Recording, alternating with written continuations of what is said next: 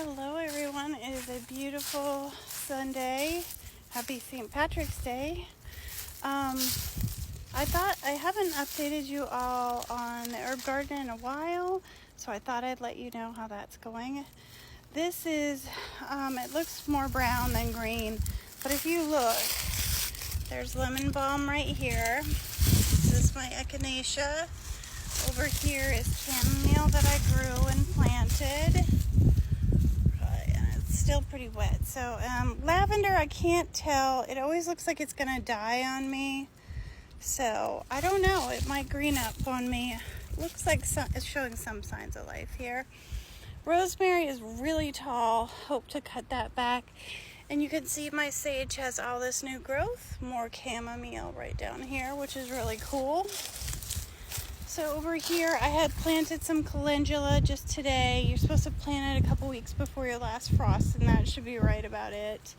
I've got some chives growing here, and of course oregano is going strong. It loves this weather. It never did die.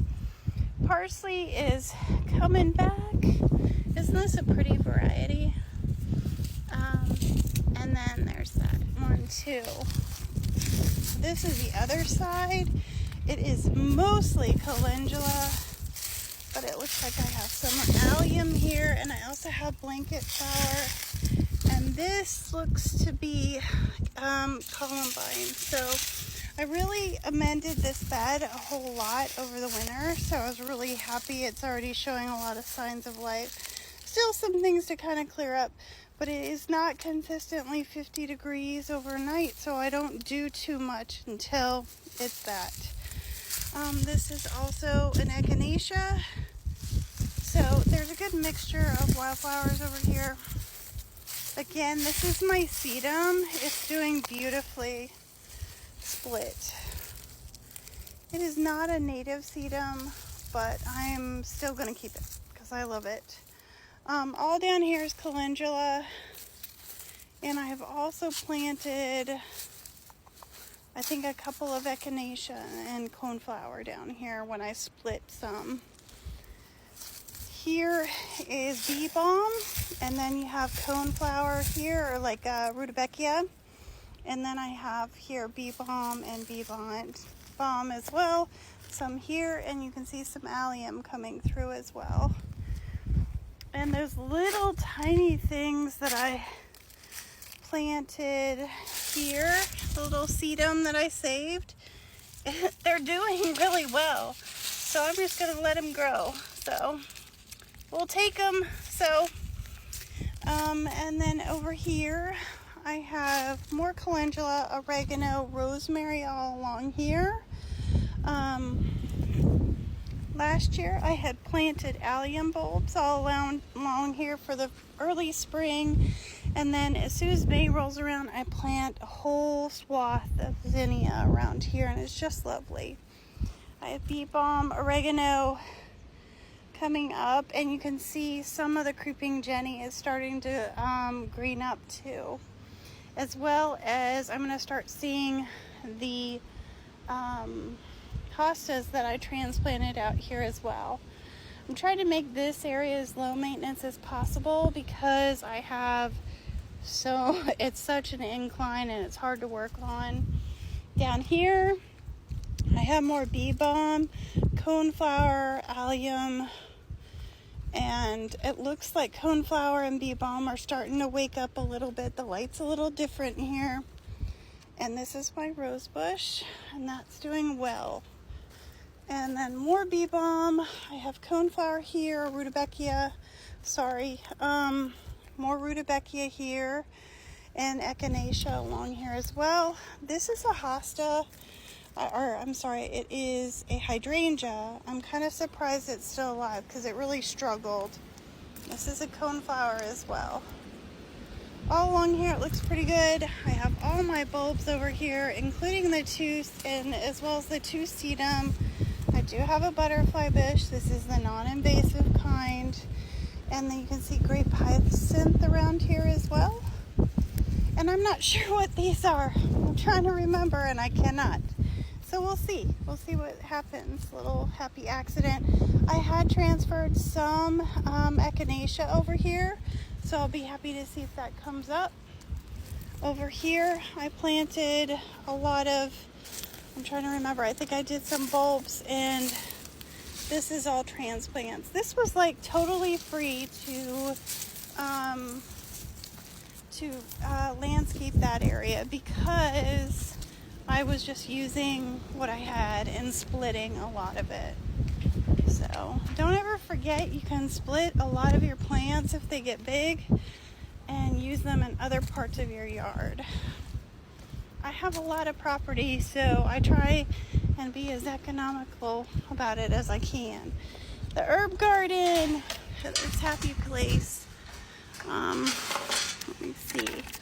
I have to keep this cordoned off because of the deer. So parsley is coming up all along this area. I planted some shade-loving perennials and I'm kind of weeding them out. Looks like calendula's here. This is Sweet William right here. Over here will be dill. And here I had cilantro, but I'm actually going to grow that in my green stock. I planted calendula. We have some clover here. Looks like coreopsis over here. And I have snapdragon here, some chamomile, more snapdragon. This is all thyme, and it's greening up. It's just lovely. Here I have some chives, and I have also planted a whole bunch of calendula because I want to try and make some salve this year. But this thyme is doing beautifully. I've been kind of cutting it back so it gets more bushy. Here are some lavender. Isn't that pretty? Different kinds of lavender. I believe this is rosemary. I had some forget-me-nots in here as well. This area will be my clary sage area. And I have some sage left over, or some true sage left over. I'm trying to remember what that is. I cannot. Over here I have some hollyhock, and then here will be all the basil. I have so many types of basil, so I often put it in pots as well. Looks like I've got some snapdragon coming on. No, I'm sorry, this is alyssum. Over here is a mixture of catmint and catnip. It's doing very well. You know, talk about a low maintenance herb, and that is bee balm right here. This is hyssop, and it's doing beautifully. I've also planted some hyssop over, just the seed, over in my butterfly garden. It's okay to plant now. And then this here is creeping thyme. So trying to, you know, again, make this as low maintenance as possible. Over here I have peonies, not peonies, sweet peas along here. And it looks like they're starting to sprout, which I'm really excited about. I've never grown them, so that'll be really exciting. Look at that right there. So, and then here is more lemon balm. I absolutely love lemon balm. I made a lot of tincture last year. It's almost all used up. And I really enjoyed it. So that's kind of it. It's doing very well already. Again, my goal was to make it as low maintenance as possible. This sawdust, it is not pressure treated wood. It does a great job for a weed barrier and walkway for me. I know a lot of people don't like it. I do, because we have so many stubborn weeds. And I have been amending the beds and adding soil as needed as it breaks down. So it's going really well. That was one of my favorite projects last year. So on to other things. You guys have a good evening.